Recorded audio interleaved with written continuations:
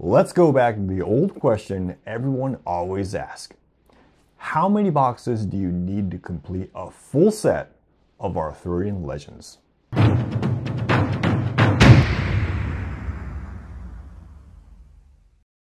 everyone, how's it going? This is Hank from Wizard's Den. I hope everyone is excited with the Arthurian Legends release that's coming next week. I'm also excited and already have some events scheduled for the release. If any of you locals or anyone who seem to be in Japan available around these dates, come on in to enjoy playing with the new set of Sorcery cards.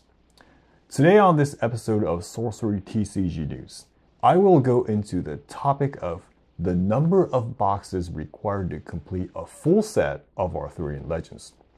This video will be sectioned into these topics, so let's get into it.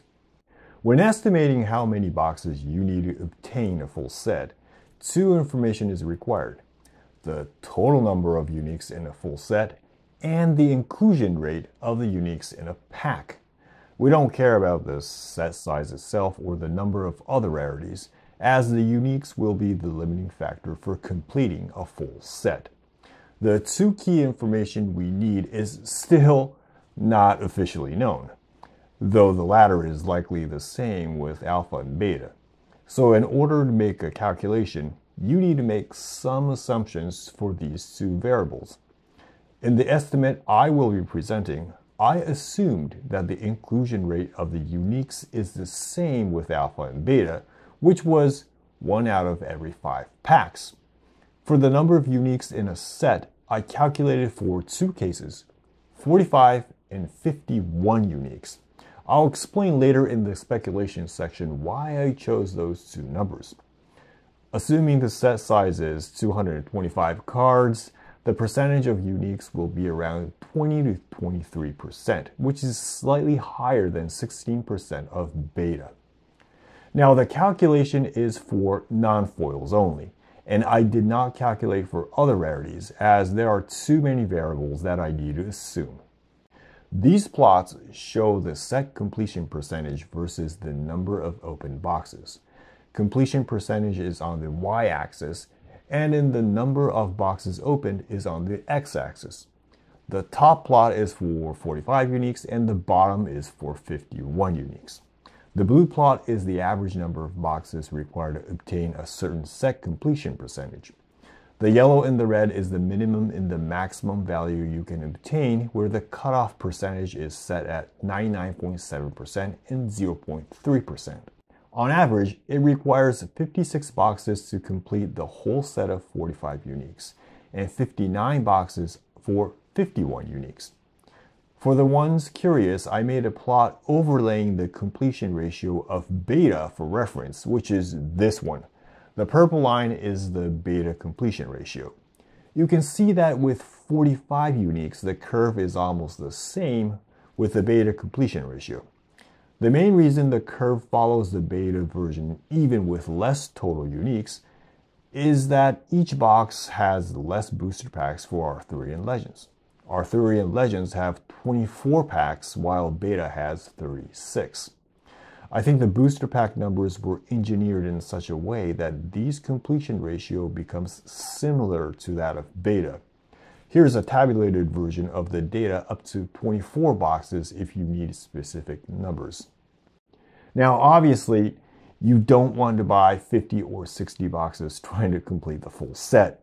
It's more cost-effective to buy singles beyond a certain point. Unless you are addicted to opening booster packs, I would say don't go beyond 3 boxes. 3 boxes was the recommended maximum number I gave for beta, and because I suspect the opening experience would be similar to beta from the calculation I've done, I think 3 should be a good maximum number.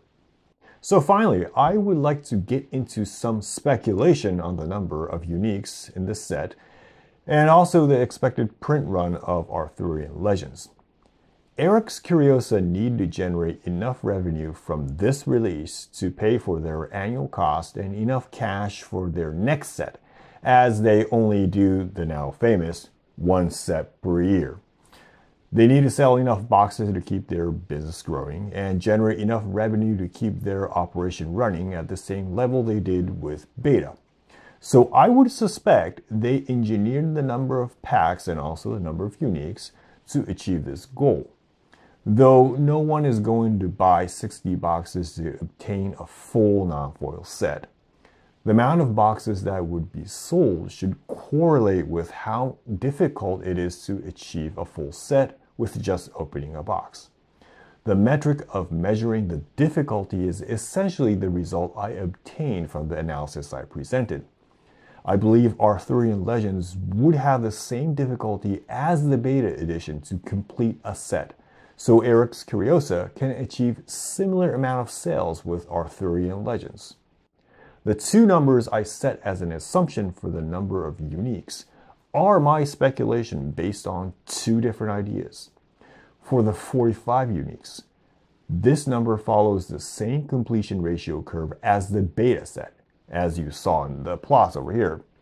Remember, the purple line almost coincided with the blue. As it has a similar completion ratio curve, it is possible to expect similar number of boxes being sold as beta. The 51 uniques is an extension to this idea where I accounted for the MSRP reduction of the Arthurian Legends boxes. As you decrease the price of the individual boxes, you need to make more sales. To make more sales, you increase the difficulty in obtaining a full set, and increasing the unique to 51 should account for the decreased price of the box. Now, with either of these scenarios, I suspect that the print run of Arthurian Legends to be similar to that of beta, even probably a little bit more. This is obvious as you need to sell an amount close to beta to maintain a similar revenue. Now, would this be an overprint? As the number of cards per box is reduced, while the percentage of uniques are increased for both of these scenarios, it wouldn't become an overprint provided effective number of consumers have not changed. Effective number of consumers means everyone excluding flippers. Anyways, these are just my speculations. It's not official. I am anxious to see what the results are while opening Arthurian Legends next week. What is your speculation on how many uniques are included in Arthurian Legends? How many boxes would you buy? Place your numbers and the reasons in the comments section below. So, that's it for today's episode. If you like this episode, please give it a thumbs up and subscribe to the channel for future episodes regarding sorcery. Thanks for watching, and until next time, have a great game.